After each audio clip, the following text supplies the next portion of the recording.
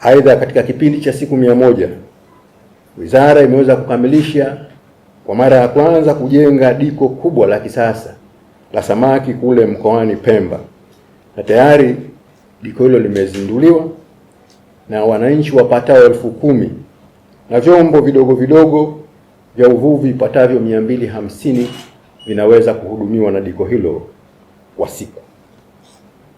Ndugu waandishi wa habari, ndani ya siku 100 za uongozi wa Mheshimiwa Dr. Hussein Mwinyi tangia aingie madarakani kwa kipindi chake cha awamu ya pili, Wizara ya Uchumi wa Bluu na Uvuvi imeendelea na ujenzi wa diko la kisasa katika eneo la Fungurefu, ambao hadi sasa ujenzi huo umefikia asilimia 80.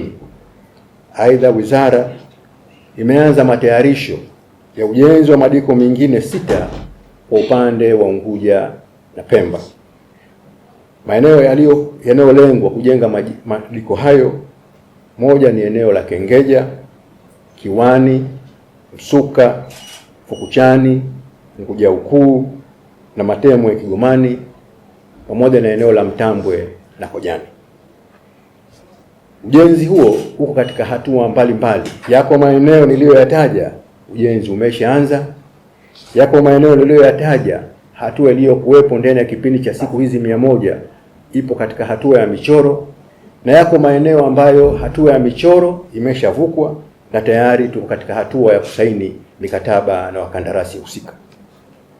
Niwahakikishie wananchi, madiko haya yatakuwa ni madiko ya kisasa, madiko ambayo si tu yale tuliyoyazoea, lakini madiko ambayo yatakuwa na huduma zote zinazopaswa kuwemo katika diko la kisasa, kwa maana ya eneo zuri la kuuzia bidhaa za baharini ikiwemo hasa samaki, kwa kuwa na mitambo ya cold room, kwa kuwa na mashine za kuzalisha barafu na vitu vingine ambavyo vingeweza kutakiwa kuwepo katika madiko haya.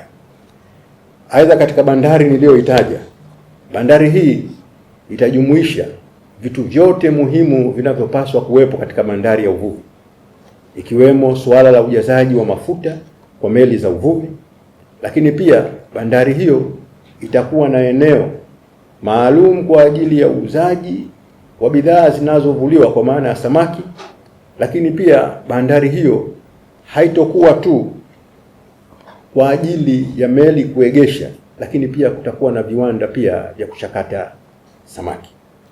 Kwa lugha nyepesi, bandari hiyo itakuwa na huduma zote stahiki za bandari ya uvuvi.